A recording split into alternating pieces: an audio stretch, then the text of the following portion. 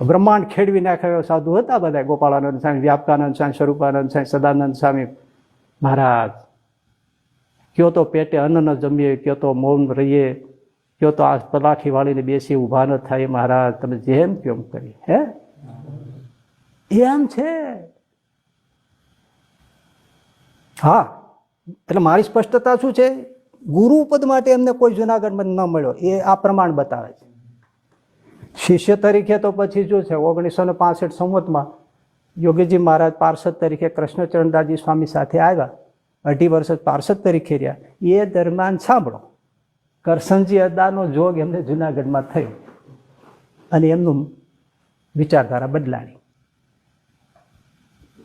કરસનજી અદાને તો હોય જેટલા સંતો મળે એટલા લેવાના, કારણ કે આમાં જોઈએ જ. અને એમને મનાઈ ગયું. જુનાગઢમાં 7-8 સંતોને નીકળવાનું હતું. પણ આ ખરેખર એવું લાગે શું કે એમને સંવત 1967 ચૈત્ર સુદ 13 દીક્ષા આપી યોગીજી મહારાજને. જ્ઞાનજીવનદાસજી નામ પાડ્યું ગુરુ કૃષ્ણચરણદાસજી સ્વામીએ.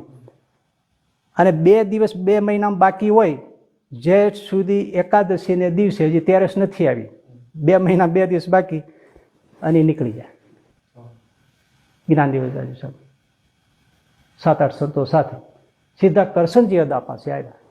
રાજકોટ રહેતા કરસનજી અદાએ બધાની રહેવાની વ્યવસ્થા કરી દીધી. પછી તો ઘણું ચાલ્યું. આપણા ઇતિહાસમાં એવું બોલે છે કે સમજાવટ થતી હતી, પણ પછી આવી શક્યા નથી. જે હોય તે બધા, પછી આપણે એને કાંઈ એમાં પડવાનું નથી વાત. પણ શિષ્ય તરીકે ગુરુપદ માટે કોઈ તૈયાર થઈ, એ જ મહત્વનું છે ને. શિષ્ય તરીકે તો ઘણા મળે, નવાય મળે, જૂનાય મળે. એ પુરાવો બોલે છે કે ગુણાતીતાંશ અક્ષરભર માને છે, પણ આ ઉપાસનામાં ભળતા નથી. સમજાય છે ને, ક્લિયર કટ.